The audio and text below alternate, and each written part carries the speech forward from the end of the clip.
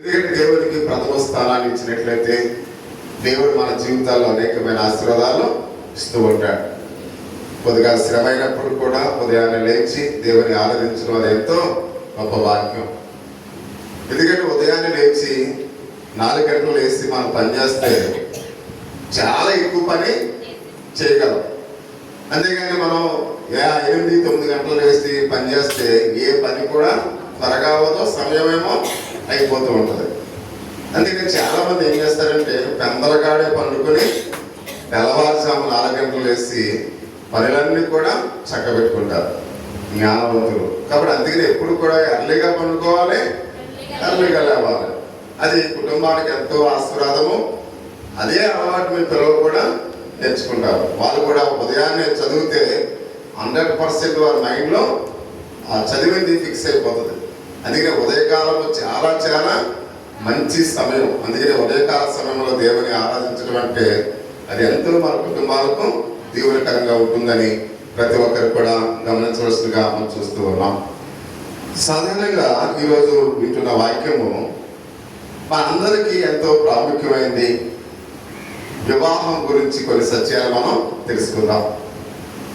ప్రపంచంలో అనేకమైన కార్యాలు ఉన్నాయి, కానీ వివాహం అన్ని విషయాల్లో ఘనమైనది. సాధారణంగా వివాహ స్థితి గురించి చాలా మందికి తెలియక కొంతమంది వివాహం చేసుకున్న తర్వాత వివాహం ఎందుకు చేసుకున్నామంటే మా నాన్న ఏదో బలవంతంగా నన్ను పెళ్లి చేసాడు అని కొంతమంది చెప్తూ ఉంటారు.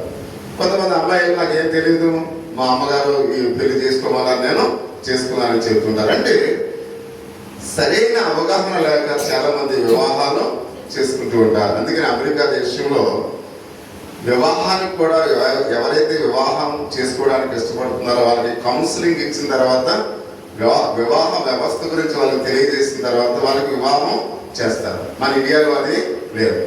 అంటే ప్రతి విషయంలో కూడా మనం గమనించినట్లయితే ఏదైనా ఒక ఉద్యోగానికి వెళ్తున్నప్పుడు ఒక ఇంజనీరు ఒక బిల్డింగ్ కట్టాలంటే వాడు ఇంజనీర్ చదివితేనే ఆ బిల్డింగ్ కట్టగలడు. అంటే మనం ఏది చేయాలనుకుంటే దాని గురించి మనం తెలుసుకోవాలి. వివాహ జీవితంలో కూడా వివాహం చేసుకునే ఆ యొక్క ఇరు దంపతులు కూడా ఆ వివాహ సమయంలో దేవుని వాక్యం వినడానికి వారికి సరిగ్గా సమయం ఉండదు. కాబట్టి ఎందుకంటే నూతన దంపతులు వారు ఎప్పుడు మాట్లాడుకోవాలి, వాళ్ళు ఒకరినొకరు ఏ విధంగా చూసుకోవాలి, వీటితోనే ఆ ఇరువురు కూడా ఆ సమయాన్ని గడుపుతూ ఉంటారు. వచ్చిన వాళ్ళు అక్షంతలు వేసామా, భోంచేసామా, వెళ్ళామా అన్న దాని గురించి ఆ వివాహానికి హాజరైన దంపతులు కూడా అలాగనే ఆ ఆలోచన చేస్తుంటారు. అంటే వివాహం గురించి సరైన అవగాహన చాలా మందికి ఉండదు. ప్రియమైన వాళ్ళు, మనం కూడా పరిశుద్ధ గ్రంథంలో మనం చూస్తూ ఉన్నాం. ఈ భూమి మీద అన్ని సంబంధాలు కూడా మొదటగా భార్య భర్తల నుండి ప్రారంభమవుతాయి. ఎందుకంటే పెళ్లి కుమారుడు ఎక్కడో ఉంటాడు, పెళ్లి కుమార్తె ఎక్కడో ఉంటుంది. వాళ్ళు వివాహ బంధం ఎప్పుడైతే ఏర్పరచబడ్డదో, వివాహం అయిందో, ఇప్పుడు ఒక కుటుంబం ఇప్పుడేమవుతుంది, 2 కుటుంబాలు అవుతుంది. 2 కుటుంబాల యొక్క బంధువులు వీళ్ళ బంధువులు ఒక్కటవుతారు. అంటే వివాహ బంధంతో ఫ్యామిలీ ఏమవుతుంది, విస్తీర్ణం జరుగుతూ ఉంది. వివాహ బంధంతో ఏమవుతుంది, ఫ్యామిలీ విస్తీరణ. అంటే దేవుడు కూడా అదే ఆలోచనతో వివాహ వ్యవస్థను ఏర్పాటు, మీరు ఫలించి అభివృద్ధిని పొంది భూమిని నిందించండి. అంటే ప్రతి ఒక్కరం కూడా వివాహ బంధముతో మనకు అనేక మంది పరిచయం అవుతారు. కొత్త చుట్టాలు వస్తారు, కొత్త బంధువులు వస్తారు, కొత్త స్నేహితులు వస్తారు. కొత్త ప్రాంతాలకు మనం వెళ్ళడానికి అవకాశం ఉంటుంది. ఎందుకంటే నేను సేపురంలో ఎప్పుడు వెళ్ళలేదు, హైదరాబాద్ అంటే వెళ్ళాను, కానీ వారి ఇంటికి నేను ఎప్పుడు కూడా వెళ్ళలేదు. అలాగే మీరు కూడా మీ కుమార్తెను వివాహం చేసినప్పుడు వాళ్ళ యొక్క కుటుంబాలు కూడా మీకు తెలియదు. అంటే ఈ యొక్క వివాహ బంధం వాళ్ళు ఏం చేసింది, దగ్గర చేసింది. అందుకని అన్ని బంధాల కన్నా వివాహ బంధం అనేది ఎంతో ప్రాముఖ్యమైనది మనం చూస్తూ ఉన్నాం. ఎందుకంటే మన మధ్య ఈ బంధాన్ని దేవుడే సృష్టించాడు. ప్రియమైన మాట, ఇది మనం ఏర్పరచుకున్నది కాదు. అది లాభాలు బెతేలు ఇది యెహోవా ఏర్పాటు చేస్తుంది అని ఆయన చెప్తుంటాడు. మేమైతే అవునని కానీ కాదని కానీ చెప్పలేము. ఎందుకంటే దేవుని నిర్ణయము చేతనే వివాహ బంధము ఏర్పడ్డదని ప్రతి ఒక్కరికి కూడా తెలుసుకోవలసిన వారినట్టుగా మనం చూస్తూ ఉన్నాం. అన్ని బంధాలు కూడా ఈ భార్యాభర్తల సంబంధంతో నిర్మింపబడతాయని మనందరం కూడా ఎరిగి ఉండాలి. అన్ని బంధాలు కూడా ఈ భార్య భర్తలతోనే అవేమవుతాయి, పెళ్లి వేసుకుంటాయని ప్రతి ఒక్కరిని కూడా గమనించవలసిన వారిగా మనం చూస్తూ ఉన్నాం. కాబట్టి ఈ యొక్క వివాహ వ్యవస్థ నిర్దేశించిన వారి యొక్క ప్రణాళికను మనం తెలుసుకోవలసిన వారిగా మనం చూస్తూ ఉన్నాం. ఈ వివాహాన్ని ఎవరు నిర్దేశించారు, ఈ వివాహాన్ని ఎవరు ఏర్పాటు చేసి ఉన్నారు, ఆయన యొక్క ఉద్దేశము ఏమై ఉంది. కాబట్టి ఆయన ఉద్దేశం ఏమైందో మనం తెలుసుకోలేదనుకోండి, దానివల్ల ప్రయోజనం ఉందా? లేదు. ఇప్పుడు సెల్ ఫోన్ మనం కొంటాం, ఈ సెల్ ఫోన్ ఎలా వాడాలో ఈ సెల్ ఫోన్ తో పాటు వాళ్ళు ఏమిస్తాడు మనకి, ఆ బుక్ ఏమంటారు, మాన్యువల్ బుక్ అంటారు. అంటే మనిషి ఎలా ఆపరేట్ చేయాలి, మాన్యువల్ అంటే మనిషి ఎలా ఆపరేట్ చేయాలి, అంటే ఆ మనిషి ఎలా ఆపరేట్ చేయాలో ఇదంతా కూడా దీంతో పాటు ఆ బుక్ లో ఉంటది. ఈ ఫోన్ ఎలా వాడాలి, ఇటు ఉంటది రైట్ ఉంటది. అంటే ఇటు అంటే వాటర్ లో పెట్టకూడదు, అదేవిధంగా అంటే దీన్ని ఎలా యూజ్ చేయాలో అనేది అన్ని కూడా ఆ మాన్యువల్ బుక్ లో ఉంటాయి. కాబట్టి అందుకని ఒక ఫోన్ కొన్నప్పుడు, ఒక శాంసంగ్ ఫోన్ కొన్నప్పుడు ఆ శాంసంగ్ అధిపతి ఏవైతే సూచనలు ఇచ్చాడో ఆ సూచనల మేరకు ఆ ఫోన్ మనం వాడాలి. అలాగే వివాహ వ్యవస్థను కూడా దేవుడే నిర్దేశించాడు.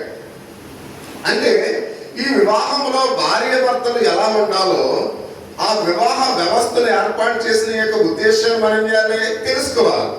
ఆయన ఏ ఉద్దేశంతో వివాహ వ్యవస్థను ఏర్పాటు చేశాడు, ఏ ప్రణాళికతో వివాహాన్ని ఆయన జరిగిస్తూ ఉన్నాడు, ఆ ఉద్దేశాలు మనం తెలియకపోతే మన భార్య భర్తల్లో సైక్యత అనేది ఐక్యత అనేది ఉండదు. ప్రియమైన వాళ్ళు, అంటే ఆయన చెప్పినట్లుగా మనం చేస్తే భార్య భర్తలు నిత్యము కూడా ఎలా ఉంటారు, సంతోషంగా ఉంటారు, అన్యోన్యంగా ఉంటారు. అందుకనే దేవుని యొక్క వాక్య భాగంలో దాని గురించి మనం తెలుసుకుందాం. వివాహములో దేవుని ఉద్దేశము. ఈరోజు దేవుని యొక్క సందేశాన్ని వింటున్న మనము దేని గురించి ఆలోచన చేస్తూ ఉన్నాం? వివాహములో దేవుని ఉద్దేశము ఎలా ఉంది, ఉద్దేశం అంటే ఆయన ఆలోచన ఎలా ఉంది, ఆయన ప్రణాళిక ఎలా ఉంది. మనం కొద్ది నిమిషాలు నేర్చుకుందాం. ఇక్కడ 2 విషయాలకి మనం చూస్తూ ఉన్నాం. జీవిత కాలము కొరకు ఒక పురుషుడు ఒక స్త్రీ ఐక్యపరచబడ్డ దేవుడు కోరుకుని ఉన్నాడు. ఇది తాత్కాలికమైనది కాదు, జీవిత కాలం అంతా కూడా ఒక పురుషుడు ఒక స్త్రీ ఐక్యపరచబడి ఉన్నారు దేవుల్లో. ప్రియమైన వారు, అంటే వివాహ బంధం అనేది శాశ్వత కాల బంధము, అశాశ్వతమైనది కాదు. వివాహం అంటే అది శాశ్వత కాలం ఉండే బంధము. అందుకనే దేవుడు దాన్ని ఏం చేశాడు, ఐక్యపరిచాడు అనే మాట మొదటి మాటగా మనం చూస్తూ ఉన్నాం. రెండవ మాట, అలాగే వివాహ సహచరుల హృదయంలో ప్రేమతో నిండి ఉండాలని దేవుడు ఆశిస్తూ ఉన్నాడు. అంటే వివాహంలో జతపరచబడిన ఇద్దరు కూడా ప్రేమతో నిండి ఉండాలి. ఎలా ఉండాలంట? ప్రేమతో నిండి ఉండాలి. అంటే వివాహంలో జతపరచబడిన పెళ్లి కుమారుడుగా, పెళ్లి కుమార్తెగా, ఇక్కడ చేసిన భార్య భర్తలుగా వారి ఇరువురిలో కూడా ఏముండాలి?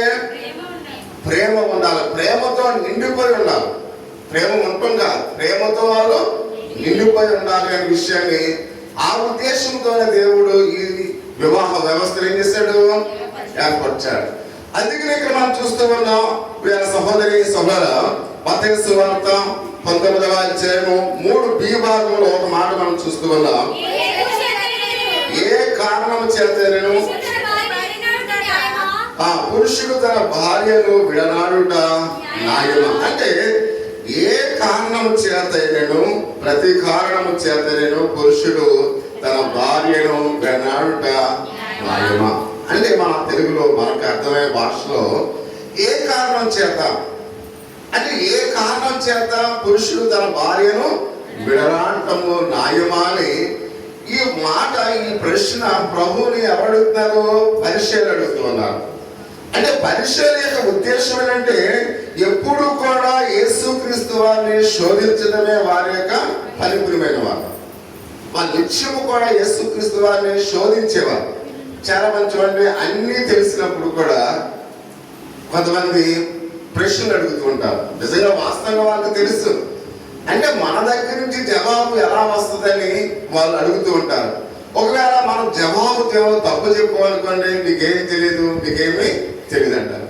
అంటే ప్రతి విషయంలో కూడా కొంతమంది ఎదుటి వారిని చిక్కుల్లో పెట్టడానికి కొంతమంది ఏం చేస్తుంటారు, ఎలాంటి ప్రశ్నలు అడుగుతూ ఉంటారు. నిజంగా వారికి తెలియక కాదు, అంటే మనలో మనం తక్కువ చేయడానికి, మనల్ని చిన్న చూపు చూడడానికి, మనల్ని అవమానించడానికి వాళ్ళు ఏం చేస్తుంటారు, అన్నీ తెలిసినప్పుడు కూడా కొన్ని ప్రశ్నలు అడుగుతూ ఉంటారు. అలాగే పరిచయులు అంటే ధర్మశాస్త్ర గ్రంథాన్ని వాళ్ళు పఠించిన వారు, ధర్మశాస్త్రం అంతా కూడా వాళ్ళకి తెలుసు, ధర్మశాస్త్రంలో ఉన్నవన్నీ కూడా తెలుసు. మోషే ఏ విధంగా దాన్ని రాశాడో, మోషే రాసిన ధర్మశాస్త్రం అంతా కూడా ప్రావీణ్యత కలిగిన వారు పరిచయులు. ఈ పరిచయులు ఎవరిని అడుగుతున్నారు, ప్రభువుని అడుగుతున్నారు. అంటే వారికి తెలిసింది కూడా ప్రభువుని ఏమడుగుతున్నారు, ప్రశ్న అడుగుతున్నారు.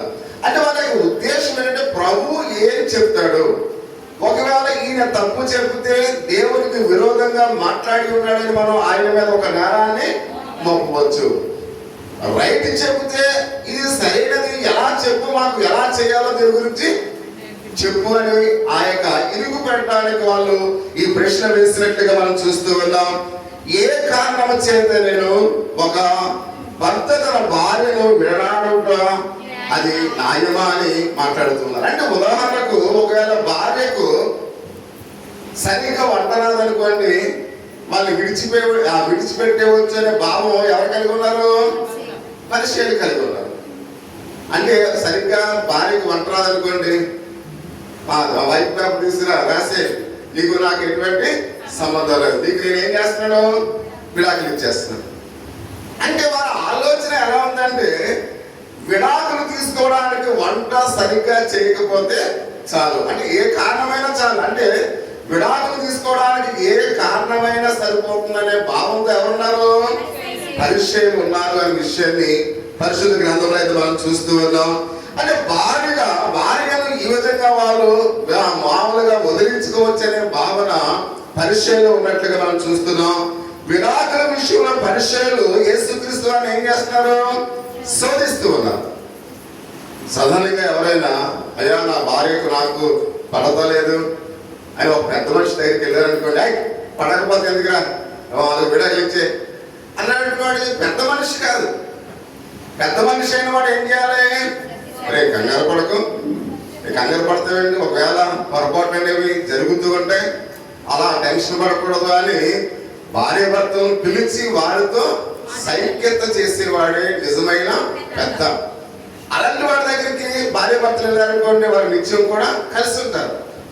కొంతమంది ఏం చేస్తారు, నువ్వు మగవాడు కదరా, నీ మీద కేకలేస్తుందా అని మామూలుగా మగవాడికి చెప్పేటట్లుగా మగవాడికి చెప్తారు, ఆడవారికి చెప్పేటట్లుగా ఆడవాళ్ళకి. ఇలాంటి బ్యాచ్లు కొంతమంది ఉంటారు, భర్త అలాగే ఉంటాడు, వాళ్ళ భార్య కూడా అలాగే ఉంటారు.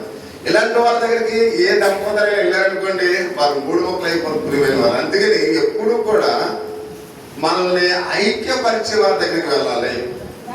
అంటే ఇక్కడ మనం చూస్తూ ఉన్నాం, పరిచయులు వారి ఆలోచన ఎలా ఉందంటే విడాకుల గురించి వారు ఆలోచన చేస్తూ ఉన్నారు అనే విషయాన్ని ఇక్కడ మనం చూస్తూ ఉన్నాం. దాని గురించి ప్రభువును శోధిస్తున్నట్లుగా మనం చూస్తూ ఉన్నాం. యేసు వారికి వివాహం గురించి బోధించాలని ఆశ కలిగి ఉంది ప్రియమైన వారు. ఎందుకంటే దేవుని ప్రణాళిక వారికి అర్థం కావట్లేదు కనుక, దేవుని ఉద్దేశం వారికి అర్థం కావట్లేదు కనుక వారికి ఇప్పుడు ఏం చెప్పాలి, అసలు వివాహం అంటే ఏంటో వాళ్ళకి చెప్పాలి. ఒకవేళ ఇక్కడ ఉన్న దంపతులైన వారికి, అలాగే వివాహంలో నూతనంగా వివాహాన్ని జరిపించుకోవడానికి ఇష్టపడుతున్న వారికి, యవనస్తులకు, ప్రతి ఒక్కరికి కూడా అసలు వివాహ వ్యవస్థ ఏంటో ఈ యొక్క ఉదయకాల సమయంలో మనం తెలుసుకోవాలి. ఎందుకంటే వివాహం అన్ని విషయాల్లో ఘనమైంది. ఘనమైన వివాహం గురించి తెలుసుకోవాల్సిన బాధ్యత మనందరి మీద ఉంది. అందుకనే పరిచయులకు అర్థం కాలేదు కాబట్టి ఇప్పుడు పరిచయులకు ప్రభు ఏం చేస్తున్నాడు, ఆ వివాహ వ్యవస్థ గురించి చెప్తూ ఉన్నాడు అనే విషయాన్ని పరిశుద్ధ గ్రంథంలో అయితే మనం చూస్తూ ఉన్నాం. అంటే ఇప్పుడు ఆ సహోదరు ఆయన మాట్లాడుతూ ఉన్నాడు. ఎందుకంటే విడాకుల విషయంలో పరిచయులు వాళ్ళకి అర్థం కాని పరిస్థితుల్లో వద్దగలిగి వాళ్ళకి బోధించడానికి, అర్థం చేసుకోవడానికి, అంటే వారు వివాహం దేవుని చిత్తము అర్థం చేసుకోవడానికి ఇలాంటి ప్రశ్నలు అడిగి ఉంటే అది చాలా బాగుండదు. కానీ కేవలం వారు దేని గురించి అడుగుతున్నారు? విడాకుల గురించి అడుగుతున్నారు. అసలు ఈ సిద్ధమేంటయా, వివాహంలో ఏం చేయాలి అని అడుగుంటే బాగుంటుంది. కానీ వీళ్ళేం చేస్తారు, ఎవరైనా ఒక మంచి ఆదర్శ దంపతుల దగ్గరికి వచ్చి యవనస్తులు ఎవరైతే ఎవరి కాలంలో వివాహం చేస్తున్నారో వారు కొన్ని మెలకువలు వాళ్ళ దగ్గరికి అడగాలి. మీరు చాలా దాంపత్య జీవితాన్ని బాగుంటుంది కదా, మీ ఫ్యామిలీ చాలా బాగుంటుంది కదా, అయితే నువ్వు ఎలా మెయింటైన్ చేస్తూ ఉన్నావు, నీ భార్యని ఇంత ప్రేమగా చూస్తూ ఉన్నావు, అయితే నీ కుటుంబాన్ని ఇంతలా నడిపిస్తూ ఉన్నావు, నీలో సీక్రెట్ ఏంటి అని ఎవరైతే నూతనంగా వివాహ బంధాన్ని కలిగి ఉన్నారో వాళ్ళు వెళ్ళి వాళ్ళ దగ్గర ఏం చేయాలి? కౌన్సిలింగ్ తీసుకోవాలి. అంతేకాదు ఆ ఫ్యామిలీ దగ్గరికి వెళ్ళి మా ఎవరు విడాకుల వాళ్ళు ఏం చేయాలి అని అడిగాడు అనుకోండి, అది వివాహం గురించి నేర్చుకోవాలి. అంటే ఇప్పుడు పరిచయాలు ఏం చేస్తున్నారో విడాకుల గురించి అడుగుతున్నారు. కాబట్టి అందుకనే దేవుడు వాళ్ళకి ఏం చేస్తున్నాడు? నేర్పిస్తూ ఉన్నాడు. అందుకనే ప్రియా సహోదరి సోదరుని వివాహం ఏ విధంగా బాగుపరచబడాలి, దానికి మెరుగైన విధానంలో ఎలా చేయాలి, మేము బోధించాలి ప్రజలకు, మాకు చెప్పు అనే పరిచయాలు దేవుని అడుగుంటే అది చాలా బాగుండేది. కానీ వాళ్ళు అలా అడుగుతూ ఉన్నారా? వివాహ వ్యవస్థను ఏ విధంగా నాశనం చేయాలో దాని గురించి వాళ్ళు ఆలోచిస్తూ ఉన్నట్లుగా మనం చూస్తూ ఉన్నాం.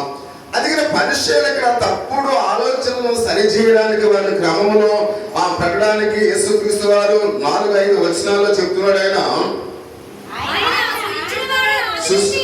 ఆది నుండి పురుషుని గాను స్త్రీని గాను సృజించెను. ఇందు నిమిత్తము పురుషుడు తల్లిదండ్రులను విడిచి తన భార్యను హత్తుకొనెను, వారిద్దరును ఏక శరీరమై ఉందరు చెప్పనని చదవలేదు. 6వ వచనాన్ని కూడా చదవమ్మా. కాబట్టి వారికను ఇద్దరు కాక ఏక శరీరముగా ఉందరు గనుక దేవుడు జతపరిచిన వారిని మనుషులు వేరుపరచకూడదు. అంటే సృష్టాది నుండి దేవుడు వారిని పురుషునిగాను స్త్రీనిగాను ఏం చేశాడు? కలుగజేశాడు. అంటే అక్కడ సృష్టి యొక్క ప్రారంభము నుండే సృష్టి అంతను కూడా దేవుడు చేసిన తర్వాత, ఆదామును చేసిన తర్వాత ఆదాముకు ఎటువంటి సంతోషం లేదు, అనేకమైన జంతువులకు జంటలుగా చేశాడు. కాబట్టి ఆదాములో ఎప్పుడు ఎటువంటి సంతోషం లేనప్పుడు దేవుడు ఏం చేశాడు? ఆదాముకు సాటి అయిన సహాయాన్ని ఇచ్చాడు. ప్రియమైన వారు, అంటే సృష్టాది నుండి ఇక్కడ పురుషుని గాను స్త్రీని గాను దేవుడు నియమించినట్టుగా మనం చూస్తూ